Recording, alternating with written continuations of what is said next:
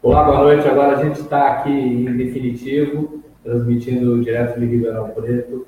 O projeto Temas é um projeto que nós já estamos em grupo idealizando há mais ou menos 6 meses e que deve ter início agora no início de 2018 e com vários objetivos. No primeiro momento, a gente pretende estar preparando material para trabalhar a capacitação de professores, capacitação de docentes nas várias áreas da educação, envolver aos poucos também os pais, alguns alunos dentro do projeto e depois nós vamos nos ampliando. A ideia é bem simples, será explicada em outros momentos com mais detalhes, mas a gente começa com a produção de vídeos, alguns já estão rodando na internet, dentro do próprio Facebook, você acessando temas, você já pode estar recebendo. Alguns textos sendo lançados, alguns momentos de quiz, de discussão. Mas isso a gente vai entrando aos pouquinhos. Hoje a gente está recebendo a Renata Maluf, que está aqui ao meu lado, coordenadora de educação. Daqui a pouquinho ela vai falar da experiência dela para vocês. E a nossa intenção durante esse bate-papo é poder pensar no quanto que as emoções interferem na educação, de que maneira que as emoções estão afetando as pessoas no dia de hoje. Eu gostaria muito que você observasse que em alguns momentos talvez a gente use a palavra criança, em outros a palavra adolescente, em outros jovens, mas dentro do nosso contexto atual, do contexto aí dos últimos anos, o que a gente tem percebido é que aquilo que acontece com os adultos está acontecendo com as crianças, está acontecendo com os adolescentes. As inseguranças elas estão bastante generalizadas, as pessoas estão com sensações estranhas, né? Quando elas se deparam com novidades, as pessoas andam com medo, e essas situações elas vão entrando no ambiente escolar, no caso do adulto, elas vão entrando na vida profissional e vão complicando de forma extrema o bem viver. Nós não acreditamos que uma volta ao passado resolva os problemas. O que nós acreditamos é que a construção do futuro vai depender, claro, exclusivamente das pessoas não fugirem aos debates, não fugirem aos assuntos, das pessoas pensarem juntas quanta coisa boa pode estar acontecendo. Eu gostaria que a Renata se apresentasse um pouquinho para a gente começar a conversar. E você que vai estar assistindo, sinta-se completamente à vontade para estar enviando perguntas, para a gente trocar um pouquinho de ideias. Dá um like aí cada vez que você estiver entrando, aproveita e curte a nossa página. Renata. Agradeço o convite. Fui meu professor na universidade aqui, Barão de Mauá, e eu atuo há 23 anos na área da educação. E a gente se depara com conflitos, né? A parte emocional do aluno. Então, existe uma preocupação. E assessorando aí os vídeos, né, que a gente consegue buscar no temas, a gente vê que você apresenta formas bem bacanas de ideias para serem trabalhadas com os alunos. Então, hoje eu atuo numa escola de mais ou menos 600 alunos, e na educação infantil nós temos 14 salas, no ensino fundamental 11 salas, e no fundamental 2, 4 salas. E os conflitos acontecem. Sim. Eu gostaria que você passasse para eles um pouquinho uma impressão do tamanho da rede que você está e o quanto que isso vai ramificando. Porque é muito interessante quando a gente fala sobre educação infantil, fundamental, mas o tamanho da rede, às vezes as pessoas não têm uma noção e a partir daí nós debatemos. Hoje nós temos 14 unidades da Rede Sagrado no estado de São Paulo. Então são várias cidades onde existe escola da Rede Sagrado. Marília, Bauru, Birigui, Araçatuba, Aramontina. Ótimo. Tá. Hoje em dia, quando a gente fala em problemas emocionais na educação, a gente tem uma série, enquanto a gente estava aqui aguardando para começar, a gente estava trocando algumas ideias sobre isso, tá? Mas uma coisa está muito clara, a gente já não divide mais o aluno entre sendo daquela escola de periferia ou aquele aluno da classe social mais elevada. O que a gente observa é que as emoções elas estão perturbadas em vários momentos, na minha impressão, muito pela questão da interferência da mídia, né? Que vai espalhando meio que um veneninho para todos os lugares, alguns remedinhos para todos os lugares, mas não tem muita diferença. Qual tem sido hoje, do ponto de vista emocional, os problemas que vocês mais encontram no dia a dia do trabalho? Então, antes da gente iniciar a live, conversamos um pouquinho. Os conflitos acontecem e a coordenação ela precisa estar atendendo os professores. E o que eu percebo? Que existe uma mistura de emoções. Quando você conversa com a criança, ou porque ela teve um comportamento impulsivo, ela relata para você que ela não sabe por quê, porque ela agiu pelo impulso. Então, essa mistura de emoções é que a gente está tentando trabalhar desde a infância. Isso é muito interessante. É comum quando a gente pensa em atendimento clínico, né? Aquele caso que chega para a gente falando, olha, meu filho está tendo problemas na escola, ou queda do rendimento, queda da aprendizagem, ou problemas de muita timidez, agressividade, uma lista, né, de coisas diferentes. E no meio dessa conversa, fala assim, mas sabe o que é? É que lá na nossa casa, o casal não vai bem, a família está brigando, ou a avó está passando por um problema sério, teve um câncer, por isso que a criança está assim. Porque houve um problema na escola anterior. E a gente está sempre tentando achar onde foi que começou o fio da meada, onde foi que o problema começou a nascer, né? E essa hora é meio desesperadora, né? Porque você assim, bom, vamos fazer uma análise. Eu me lembro quando eu estava na faculdade, há pouquíssimo tempo atrás, 1978, 79, né? E a gente falava em fazer uma anamnese, né? Vamos avaliar o problema para entender. E você tinha anamneses com 20 páginas, até você preencher tudo. E de repente você fala, será que eu preciso hoje saber toda a história da família, toda a história da criança, toda a história do adolescente? Não. Da onde vem o conflito? Você fala, a criança não sabe dizer de onde vem? Ela não sabe dizer, porque está muito mais dentro do vazio dela do que da causa A, causa B, causa C. Né?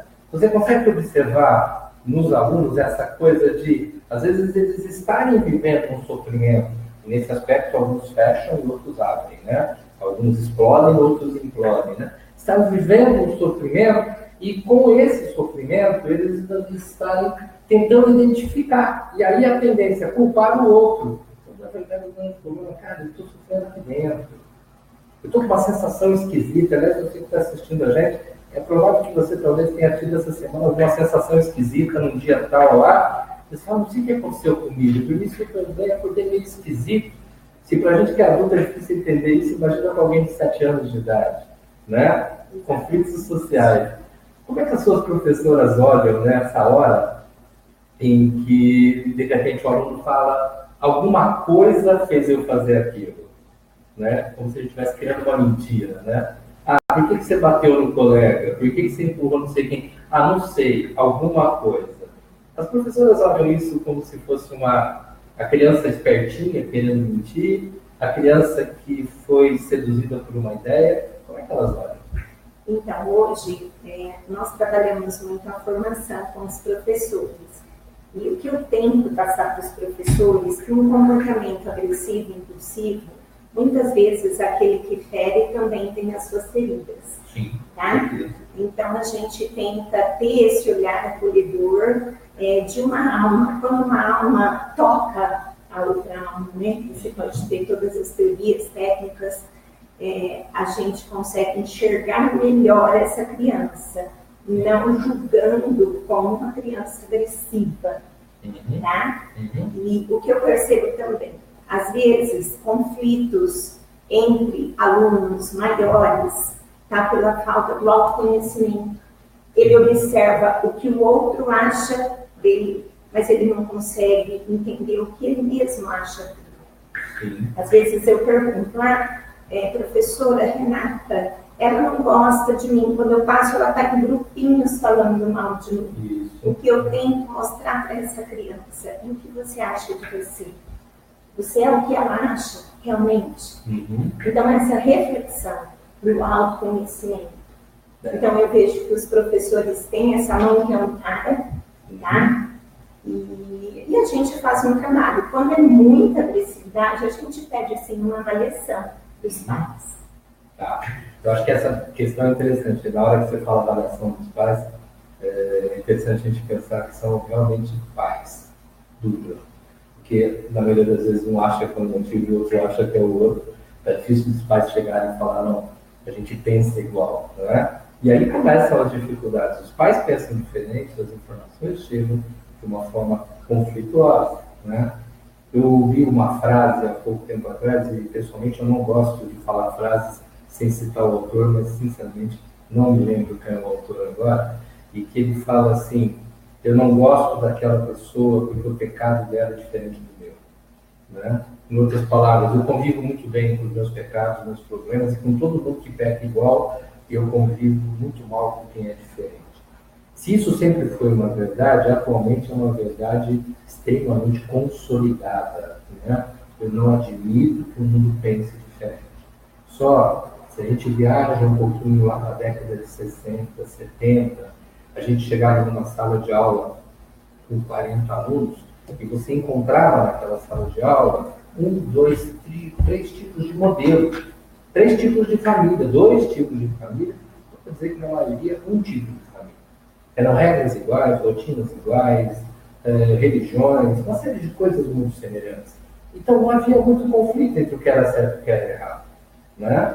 Hoje, numa sala que tenha 20 alunos, altíssima possibilidade de 20 educações, de 20 formas de ver o mundo. Talvez 40, porque às vezes o pai de um jeito, a mãe do outro, para não falar da avó, da empregada e todo mundo. E aí fica difícil trabalhar essa relação de conflitos se a gente não conseguir entender que família é essa. Então, quando a gente fala assim, olha, o problema que nós estamos vivendo, ele é socioemocional, opa, então nós precisamos entender que sociedade é essa. E não simplesmente que criança é essa. Sabe, não, essa criança é muito imperativa, muito agressiva, é muito isso, não, até um pouco. De que mundo ela está vindo? Aliás, qual é o mundo que a rodeia, que muitas vezes nem é exatamente pai, mãe, esse mundo tem outras peculiaridades. Uma das questões do mundo atual muito clara é a quantidade de pais que mudam de cidade por questões profissionais, ou até mudam de escola dentro da mesma cidade. Né? E aí aquela criança que está com 9 anos de idade, 11 anos de idade, ela não conseguiu estabelecer um padrão de pensamento. Cada vez que ela muda de cidade, de escola, muda tudo. Cada vez que ela chega, ou ela pode ser abraçada por todos, ou rejeitada por um monte de gente. E aí, o que está acontecendo? O tal do sócio, que vai interferir no emocional, o tal do social, ele vai criando essa sensação de, caramba, eu não sou nada aqui. Eu sou um vazio. Percebe? Exatamente. Me conta. E o que a gente também consegue, às vezes, no convívio, né, com as famílias, é a insegurança dos pais. Se nesse lugar o meu filho está sofrendo, eu vou trocar. Isso. O que eu vejo hoje, as crianças não conseguem enfrentar pequenos desafios. Sim. Aí, de repente, a vida te coloca um desafio inimaginável e que você tem que dar conta. Isso. Tá? Então, o que eu percebo hoje, os pais precisam estar seguros para essa educação. Inclusive, estar seguros para se darem o direito de errar. Porque, da mesma forma que essa criança ela não admite errar, os pais também parece que não querem admitir. Vamos pegar um exemplo simplesinho e bem da semana, e para você que está aí vendo e acompanha o futebol, a gente comentou hoje, o time do Flamengo do Rio de Janeiro foi vice-campeão de um torneio sul-americano nessa última quarta-feira, 2 dias atrás.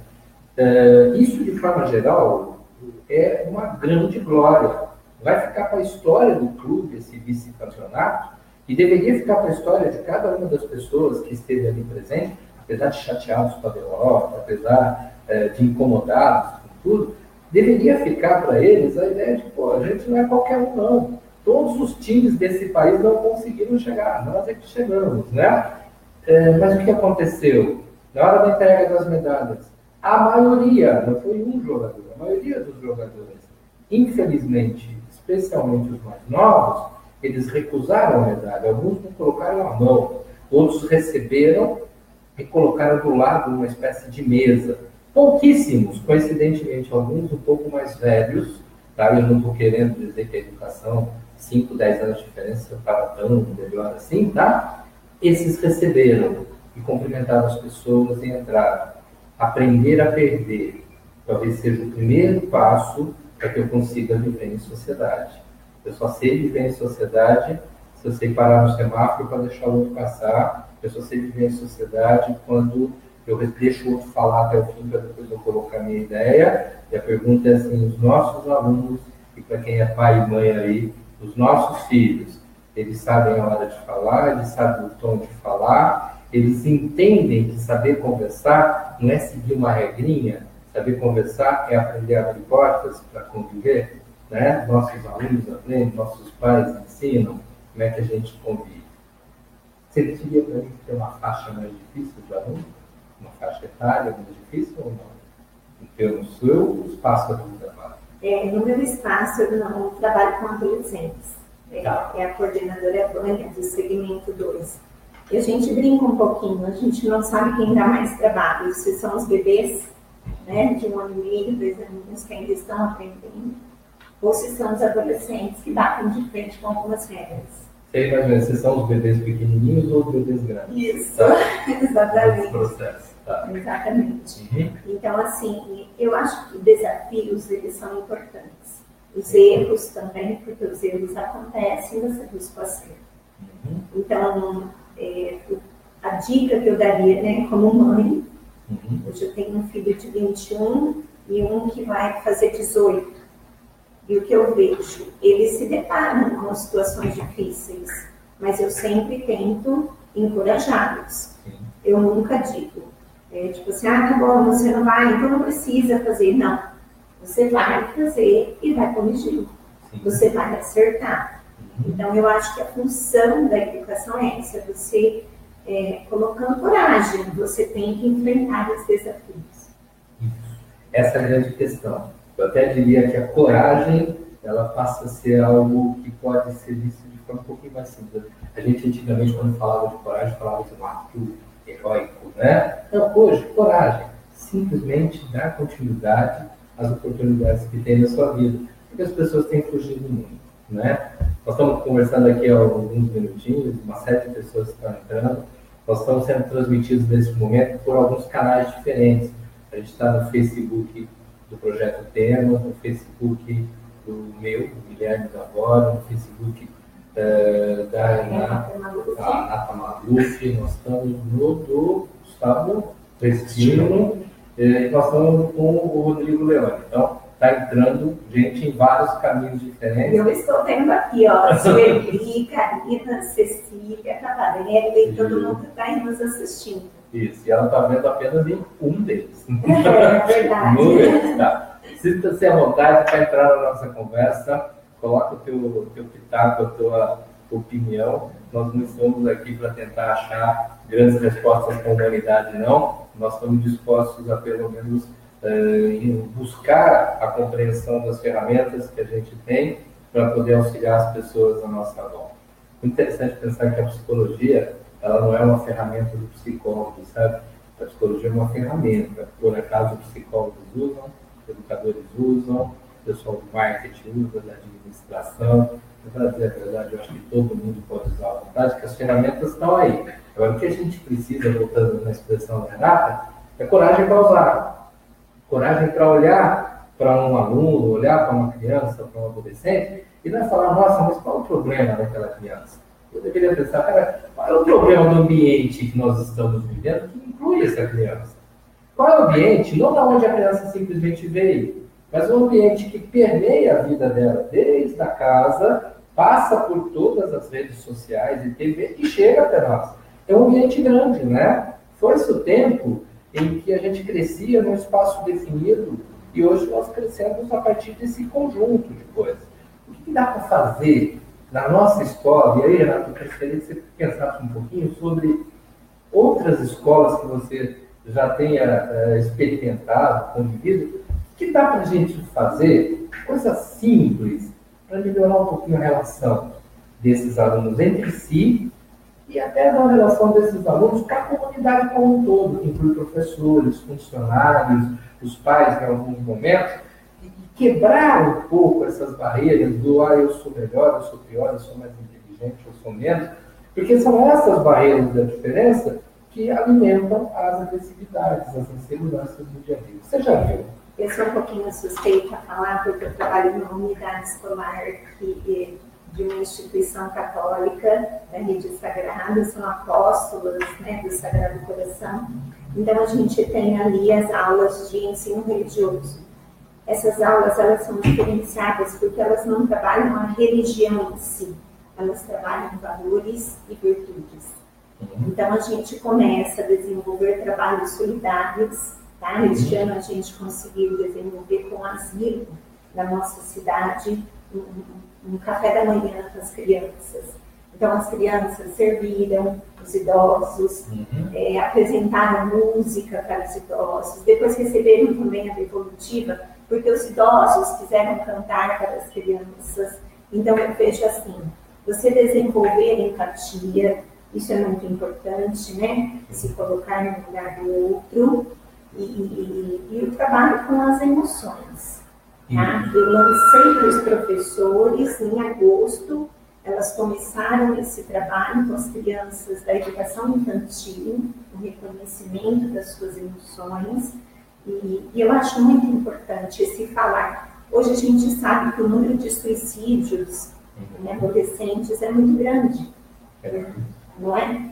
Sim, vem aumentando, e se a gente pegar a última década, aumentou em mais de 30% no Brasil, que é uma coisa assustadora. Nós não temos um motivo central, mas eu diria que essa sensação de vazio que eu falei alguns minutos atrás, talvez seja a mais marcante, né? Uma questão que eu acho muito interessante no que você estava colocando para a gente agora há pouco, é o quanto que esse entender o mundo, e olha como não há uma questão de faixa etária, né, ou de classe social. Você falou de levar crianças pequenas para conviver com idosos numa instituição.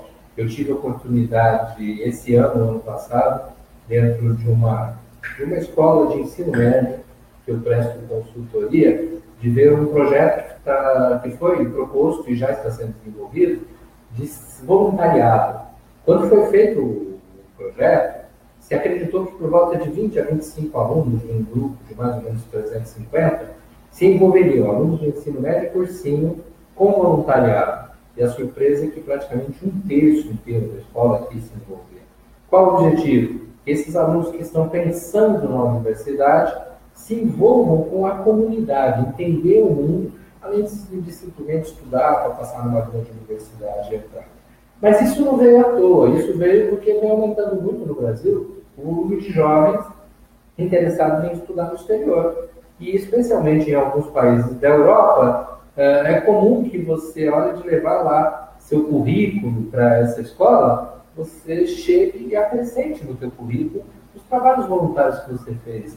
Observa, não é uma questão da religião A, B ou C, né? É uma questão dos valores que são colocados a partir dessa condição de aula, tá? Mas um outro detalhe extremamente bacana, extremamente agradável, é quando você pega dentro das universidades as pessoas querendo fazer trabalhos voluntários.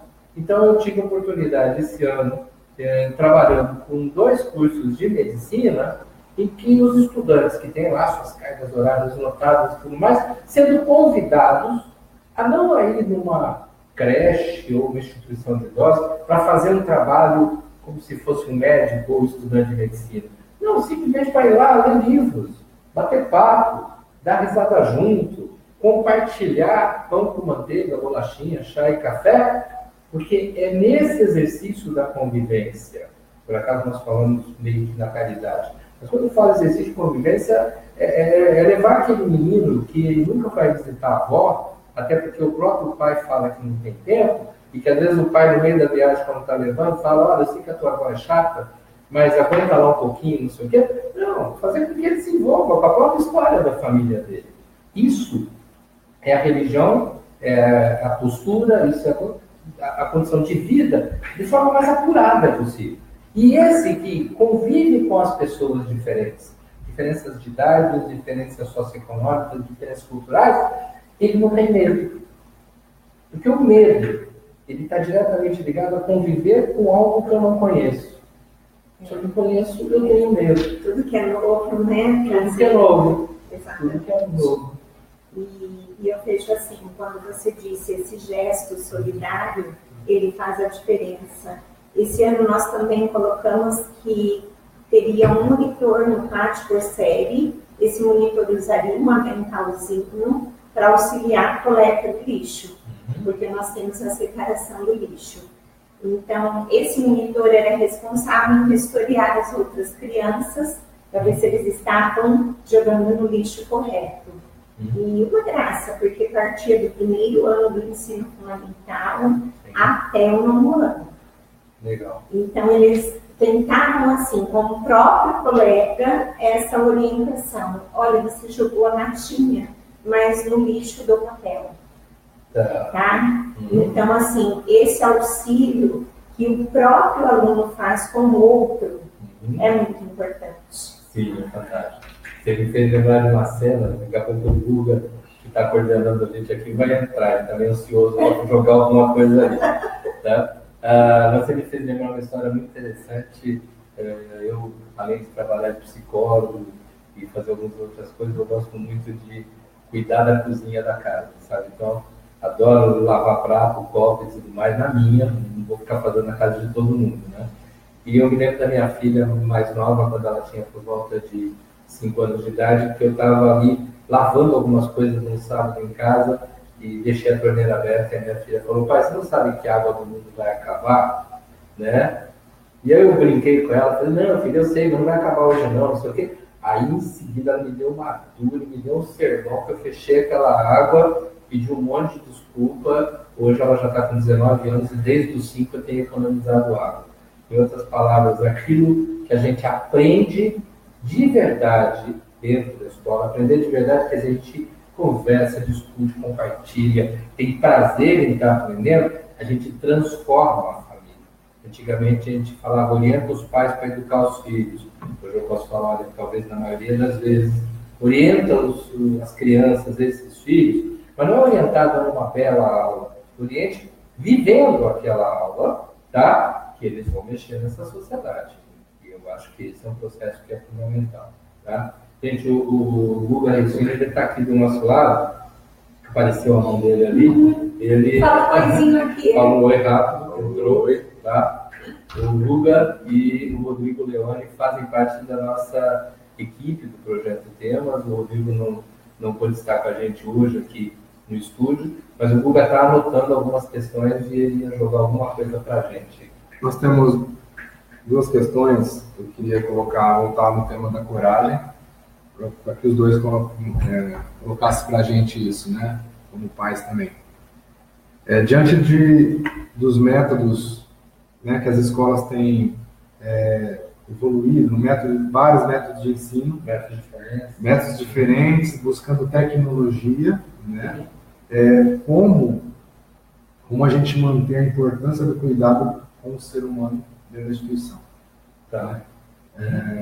Então, sim, muitas escolas, principalmente em cidades como a nossa, como Ribeirão Preto Grande, que é uma cidade grande, as escolas estão buscando plataformas tecnológicas, formas de ensino diferentes, atividades tecnológicas, e esse cuidado humano, como o professor, mesmo percebendo isso, tendo que aplicar o método da escola, ele pode manter a humanidade, vamos dizer assim, né? Eu vejo que a aprendizagem, ela acontece a partir da conexão humana.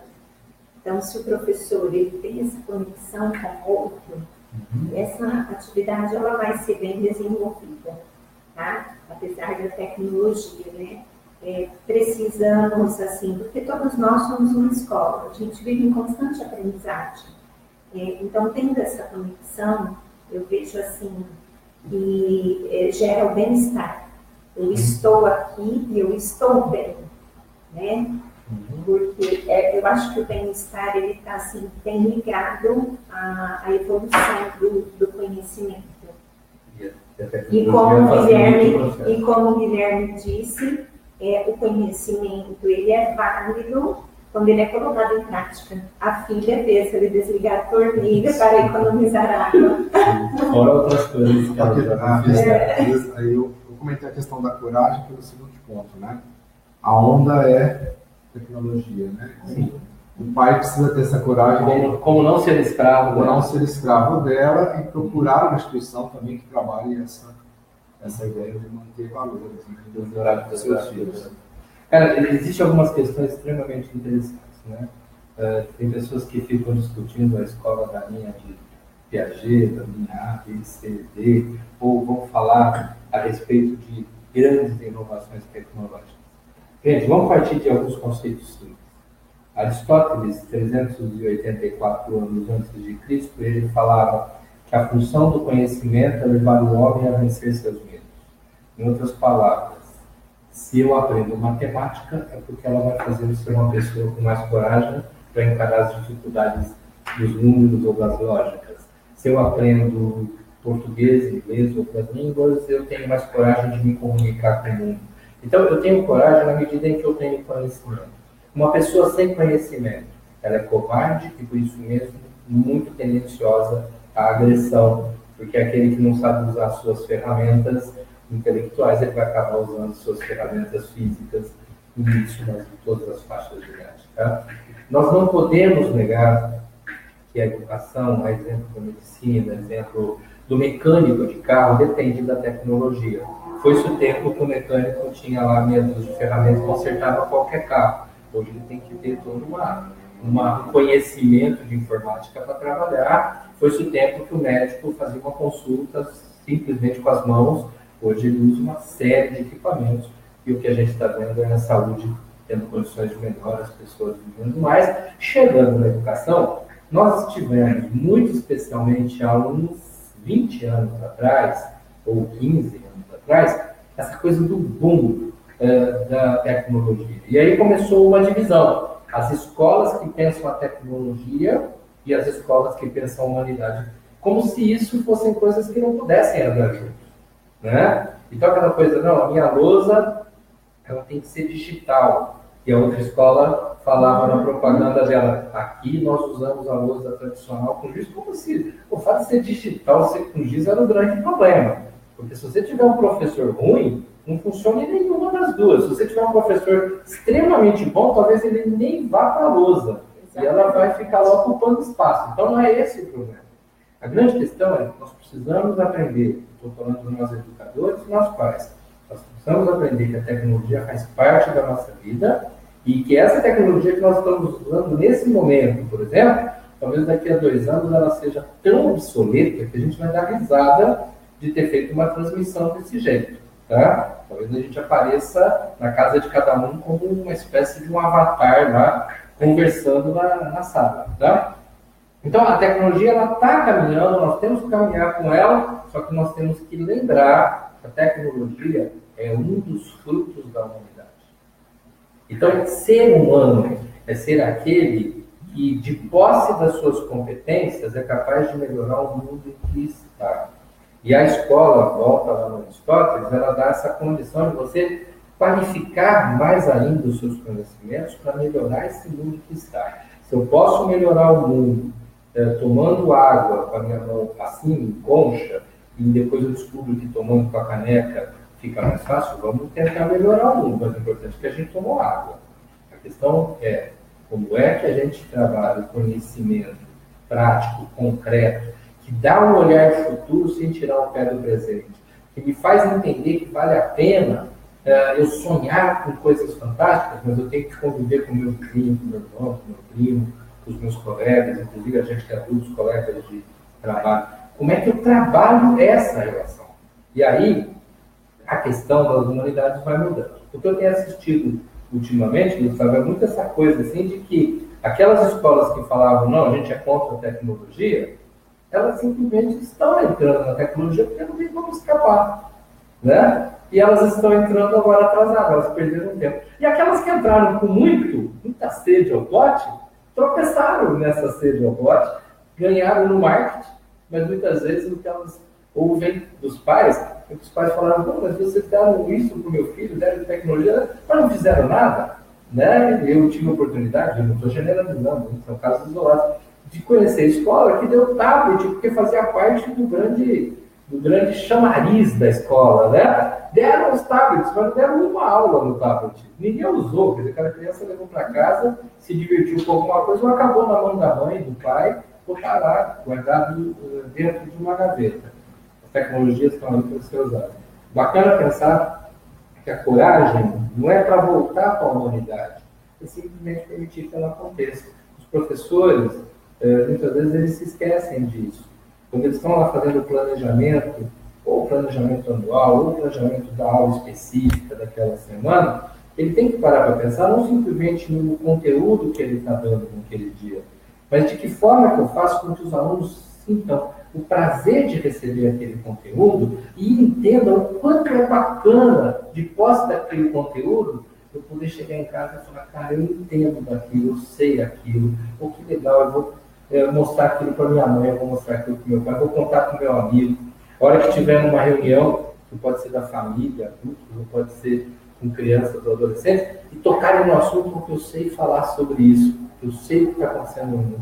Essa sensação do conhecimento que me faz me sentir útil, essa é a grande sensação que a escola tem que proporcionar. E nesse aspecto, os professores, entre aspas, podem inclusive perder tempo na aula se envolvendo com os alunos. No fundo, eles estão ganhando alunos para o conhecimento, lembrando sempre que uma parte desse conhecimento, muitas vezes os alunos já vêm adquirindo naturalmente na própria internet. Vamos lembrar uma coisa, você vai falar, molecada não sai do celular, molecada não sai da tela, molecada não sai. Sim, mas muitos estão lá fazendo coisas extremamente bacanas e usando essas coisas em prol de outros. Isso é muito legal. Falar sobre os vícios da internet, isso aqui vai dar uma conversa de semanas e a gente provavelmente marque uma outra live ou alguns vídeos nesse sentido. Vamos para finalizar então. O Leone fez uma pergunta assim, os pais devem ajudar os professores ou os professores aos pais? E como compartilhar essa responsabilidade dentro de casa e na escola? A gente perdeu um pouquinho disso, né? Os nossos pais eram mais presentes, né? E hoje, como é que também ajuda um pouco a recuperar isso? Né? O papel, eu vejo assim, o papel dos professores é estarem amparando, né, os alunos, mas também passando as informações aos pais. Como a gente trabalha dentro da nossa unidade escolar, é uma parceria forte, família e escola, onde eles sabem, os alunos sabem, que problemas são resolvidos juntos. Então, assim, a gente não omite da família o que precisa ser falado, tá? E precisa desse apoio familiar, às vezes na correção de um fato errado, ou estender a mão para uma matéria que esse aluno às vezes está precisando. Então, eu vejo que tem que ser uma união. Nós não podemos querer a família longe da escola, né? Trazer a família para a escola. Eu gostaria, nesse momento, de falar com alguns professores que, às vezes, eles fogem de alguns pais. Né? Como a gente sabe de pais que fogem da escola, evitam reuniões, evitam situações, porque falam, não, mas eu não quero ter conflito com aquela família, o pai não quer ter conflito com a escola, tá? E a coisa vai ficando no ar, como não existe conflito, na medida em que não existe nem o filho nem o aluno. O que existe é aquele ser que é trabalhado em todos os seus ambientes e que, dessa forma, ele consegue interpretar o mundo melhor. É importante que a escola e a família, elas não precisam concordar em tudo, mas que elas pensem em alguns pontos de forma coerente. O exemplo que eu vou dar, eu uso em várias situações, em várias palestras que eu tenho oportunidade de falar para a gente, se você quer comer comida japonesa, por favor, não vá a uma pizzaria. Se você quiser comer pizza, não vá na churrascaria. Porque se tiver essa comida diferente nesses lugares, normalmente é mal feita. Né? O pizzaiolo ele pode até saber fazer churrasco, mas não é igual da churrascaria. Então, se você quer uma escola que tem uma visão bastante liberal, não coloque teu filho numa escola que é radical, que é, desculpa a expressão, meio xiita, e depois vai lá brigar com eles e falar que eles têm que ser liberais. E se você quer uma escola com regras que batem com aquilo que você pensa, não coloca numa escola e deixa de qualquer jeito, e depois você fala, não é desse jeito que eu queria. Não, eu preciso conhecer a escola precisa bater um papo com os pais. Essa história não tem que acontecer nas benditas reuniões bimestrais ou até mensais que algumas fazem, isso tem que acontecer no dia a dia, porque é natural que aconteça, é comum que aconteça, e o que nós estamos fazendo não é facilitando, os professores facilitando a vida da família, ou a família facilitando a vida dos professores. O que está acontecendo é que a gente está aprendendo junto, inclusive aprendendo com o uso das próprias tecnologias, como fazer com que aquele ser humano tenha melhores condições para o futuro. Vamos entender algo simples, eu não sei se vai ter mais alguma pergunta, ainda? Não? Tá. Vamos partir de algo bastante simples, tá? Os nossos alunos atuais, os nossos filhos atuais, eu estou falando para, imaginando pessoas de 20 anos para baixo, tá bom? Eles têm um mundo mais complexo para viver do que nós, eles têm um volume de coisas coisas dúbias, coisas carregadas de dúvida para pensar, eles vão ter que saber conversar melhor, eles vão ter que se comunicar melhor, ter trocas sociais, e de repente, às vezes, a gente só está preocupado em que ele atinja a meta A, B, C. No nosso passado, talvez isso acontecesse. Hoje não me parece que isso bastaria. Minhas filhas, seus filhos, eles precisam muito ser melhores que nós, porque eles vão enfrentar e já estão enfrentando mais dificuldades. Tá bom? Nós estamos partindo para o encerramento dessa nosso primeiro bate-papo, nessa primeira live do Projeto Temas. Se você, por acaso, não estava lá no início da conversa, deixa eu só te localizar. O Projeto Temas é um projeto que nós estamos desenvolvendo, eu, Guilherme Davoli, psicólogo, o Lula Restino na direção, o Rodrigo Leone, que está fazendo a produção impecável dos vídeos. Então, nós estamos discutindo maneiras de auxiliar professores em capacitação, auxiliar as escolas, e a partir daí são vídeos curtos, são textos. Por enquanto, nós só lançamos 3 vídeos na nossa fanpage lá do Facebook. É só colocar Projeto Tema, se você não estiver assistindo por ela, entra lá, curte e assiste os 3 vídeos que estão. Existem outros que serão lançados nas próximas semanas, e a partir de 2022 a gente começa a trazer aí sim o projeto como um todo, que vai dispor de um site personalizado para a escola, vai dispor de uma linha de comunicação em que vai ser possível escolas ou professores individualmente solicitar material e a gente poder estar debatendo um pouco melhor. Os vídeos que estão sendo lançados até esse momento, eles têm a minha pessoa como centro da discussão, mas ele não é exclusivo da área de psicologia, a gente pretende estar trazendo uma série de outros profissionais com quem a gente já está trocando ideias, tá bom? Queria agradecer muito a presença de todos que ficaram com a gente durante esse tempinho, dizer que foi um prazer conversar com a Renata, foi muito bom. Eu achei que ia conhecê-la hoje, ela disse que foi minha aluna há 24 anos atrás, pouco tempo, tá? E a gente vai ter a oportunidade de bater papo com outros profissionais por aqui. Queria também deixar um grande abraço para as instituições e para as famílias de vocês, e da nossa parte desejar um ótimo Natal, feliz Ano Novo para todo mundo, e até a próxima. Até mais. Parabéns. Obrigado. Eu também gostaria de agradecer o convite, esse bate-papo, e dizer que você está no caminho certo. Devemos acreditar numa educação que leva longe. Parabéns pelo projeto Temas. Obrigado. Agradeço bastante. Gente, até mais. Tchau.